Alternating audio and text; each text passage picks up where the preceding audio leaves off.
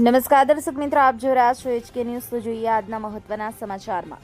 મહેતાપુરા યુવા સંગઠન દ્વારા પદયાત્રીઓ માટે છાસ સેવા।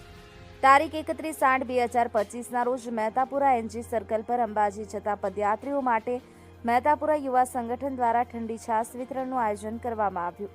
આ પ્રસંગે સંગઠનના તમામ સભ્યો સાથે લોકલાડીલા ધારાસભ્ય શ્રી વીડી ઝાલા તથા અમૃતભાઈ પુરોહિત અને તેમની ટીમ ઉપસ્થિત રહી સૌપ્રથમ NG સર્કલ ઉપર ભગવા ધ્વજ ફરકાવવામાં આવ્યો। બાદમાં પદયાત્રીઓની સેવારૂપે છાસ વિતરણ કરવામાં આવ્યું।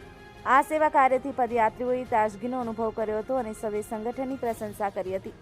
Bureau report HK news, Mehtapura.